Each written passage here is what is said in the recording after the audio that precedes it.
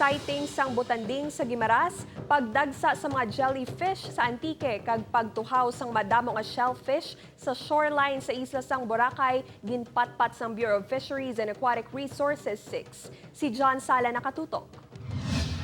Masako ang nagapanguha sang nahulik nga isda sa Day Vincent Teruñez, Mati Ontion, hinali lang ang nagtuhaw ang isa kadako nga dinugang nagpalibot sa ilang sakayan.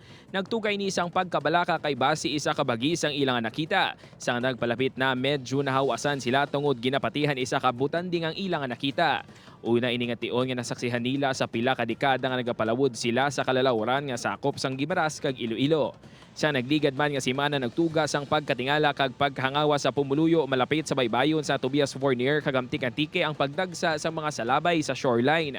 Kag sa isla sang Boracay ginkakibot man sa mga residente ang seashells nga nagdagsa sa shoreline sang isla nga ginapahayag labing una man nga tion nga nasaksihan sa Boracay. Suno sa Bureau of Fisheries and Aquatic Resources, normal ang mga sightings sang butanding kag jellyfish ilabi na sa Tiempo Subong. Ang sa jellyfish naman, because ara siya sa Antique because ang characteristics nila ni di favor high temperature. So halin sang nagligad nga sinimana natabo ni sang last week at sa Subong mainit gid man ang temperature. And then makalma ang tubig, amo nang favorable environment nila. Nakita nila sa Subong nga may sighting. So it's a natural occurrence, especially during this time because ang butanding are highly migratory species. Ginklaro man ni Aparing nga mga patay nang naglapta nga mga sipi-sipi sa isla sa Boracay kag mga shells na lang ang nabilin. Kay ang ila characteristics amo na silang naga-attach sa substrate. So sang pag-ambo, typhoon ambo, ginpatakas ang platform, ang blue platform.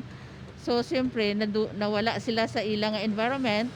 Nagkalapatay, nagkalataktak, amo na nga ara sila sa higad baybay. So makita naton based dito sa ginpost nga damo sila. Pahanumdum sa BFAR 6 sa publiko kag sa mga local government unit nga in kaso may mga magsampay o sighting sa mga aquatic animals sa ilang lugar, gilayon nga ipahibalo sa ila opisina. Upod kay Cirilo Rinduque, John Sala. 1 Western Visayas.